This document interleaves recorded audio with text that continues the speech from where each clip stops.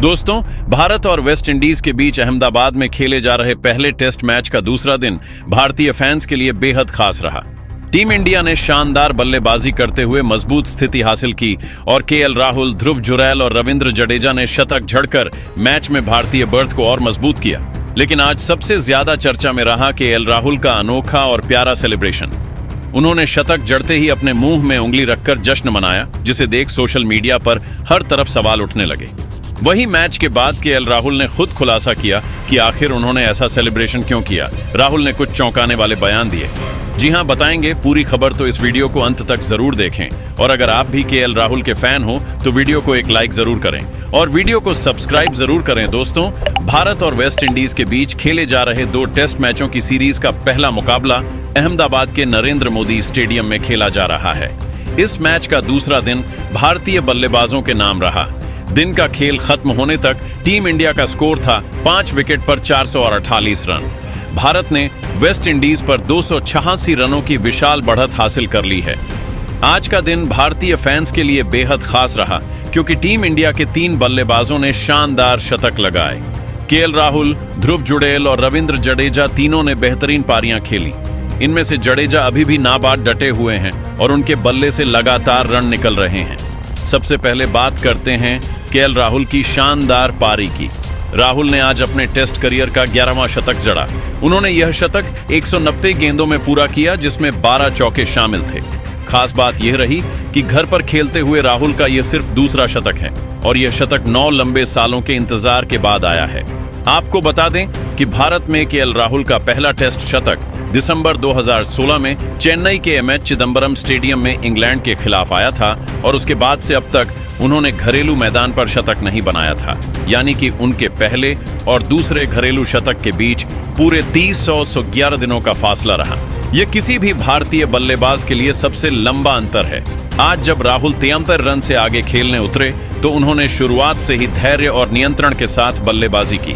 वो जब 99 रन पर थे तब उन्होंने रोस्टन चेस की फुल लेंथ गेंद को मिड विकेट की ओर खेलकर उन्होंने सिंगल लिया और अपना शतक पूरा किया। शतक पूरा होते ही उनका सेलिब्रेशन भी चर्चा में रहा।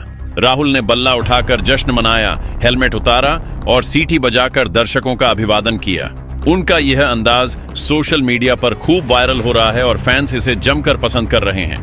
हालांकि शतक पूरा करने के बाद राहुल ज्यादा आगे नहीं बढ़ पाए और जोमेल वारिकन की गेंद पर 100 सतहवीन गेंद खेलते हुए 100 रन पर आउट हो गए। लेकिन उनकी यह पारी टीम इंडिया के लिए बेहद अहम रही। केएल राहुल, ध्रुव जुरैल और रविंद्र जडेजा ने शानदार शतक जड़े, लेकिन इन सबके बीच सबसे ज्यादा चर्चा में रहा केएल राहुल का शतक और उनका अनोखा सेलिब्रेशन। उन्होंने अपने मुंह में उंगली रखते हुए जश्न मनाया। यही अंदाजा सोशल मीडिया पर छा गया। फैंस ने तरह तरह की प्रतिक्रियाएं दी। कई लोगों को लगा कि राहुल ने सीटी बजाकर शतक का जश्न मनाया।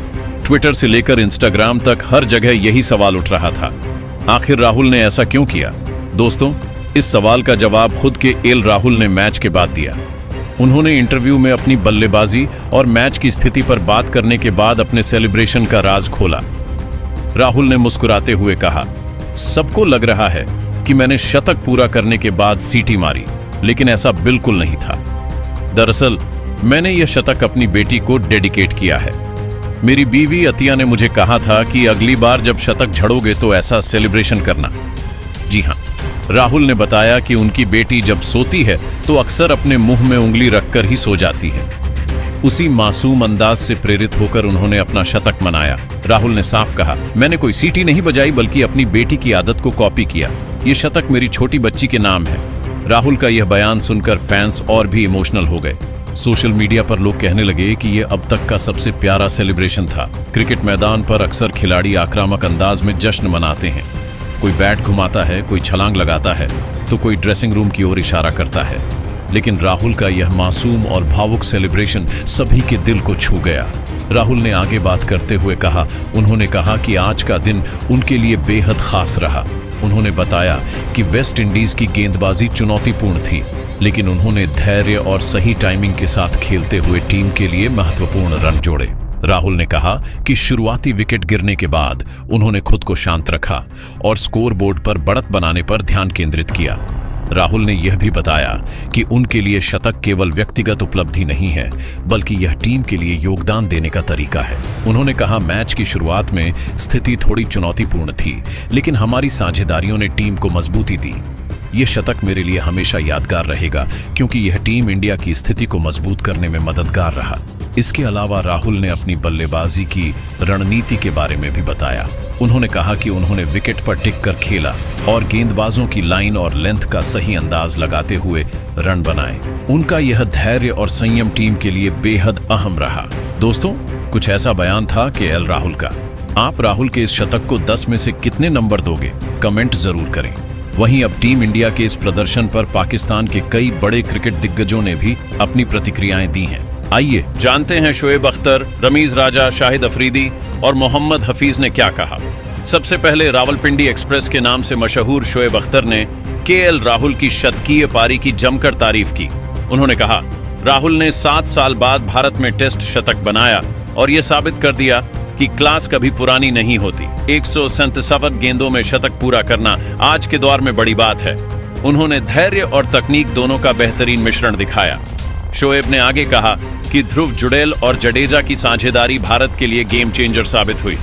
जुड़ेल का शतक मुझे बहुत प्रभावित कर गया। पहली बार इतना बड़ा मंच और उन्होंने 125 रन की दमदार पारी खेली।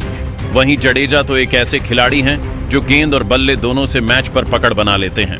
वेस्ट इंडीज के गेंदबाज उनके सामने बिल्कुल बेबस नजर आए। इसके बाद रमीज ने भारत की बल्लेबाजी रणनीति की खूब सराहना की। उन्होंने कहा, भारत ने दूसरे दिन जिस तरह मैच को कंट्रोल किया वो आधुनिक टेस्ट क्रिकेट की मिसाल है। हमारी पाकिस्तान की टीम को इनसे कुछ सीखना चाहिए।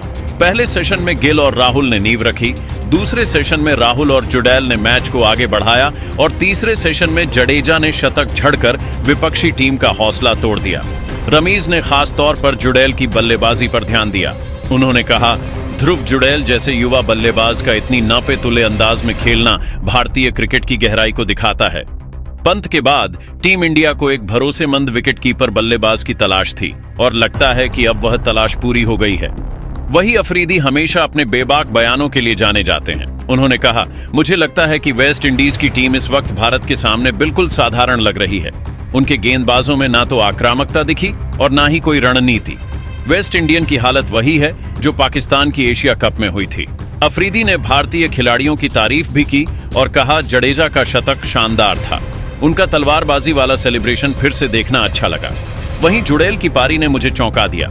जिस आत्मविश्वास से उन्होंने और चौके लगाए वो बताता है कि यह खिलाड़ी आने वाले सालों में भारतीय क्रिकेट का बड़ा नाम बनेगा। इसके बाद पूर्व पाकिस्तानी ऑलराउंडर मोहम्मद हफीज ने कहा, भारत की बल्लेबाजी लाइनअप दुनिया की सबसे मजबूत लाइनअप में से एक है। राहुल, गिल, जुड़ैल और जडेजा चारों ने टीम को हर सेशन में मजबूत किया। टेस्ट क्रिकेट में सेशन दर सेशन जितना ही असली खेल है और भारत ने दूसरे दिन यह कर दिखाया। हमारे पाकिस्तान की टीम के पास अगर ऐसे 2 बल्लेबाज भी होते तो आज हम किसी और मुकाम पे होते। हफीज ने आगे कहा कि वेस्ट इंडीज को अब तीसरे दिन पूरी तरह बचाव की रणनीति अपनानी होगी। भारत पहले ही 236 रन की बढ़त ले चुका है और अगर वह 500 के आसपास पहुंच गए तो वेस्ट इंडीज के लिए मैच में वापसी नामुमकिन होगी। तो दोस्तों, साफ है कि भारत के इस शानदार प्रदर्शन से पाकिस्तान के दिग्गज भी प्रभावित हुए हैं। अब देखना होगा कि तीसरे दिन भारतीय टीम कहां तक स्कोर पहुंचाती है और इंडीज इस दबाव का सामना कैसे करती है। दोस्तों, इस पर अपनी राय कमेंट जरूर करें और चैनल पर नए हैं तो राजित राम ट्यूटोरियल को सब्सक्राइब जरूर करें। जय हिंद, जय भारत।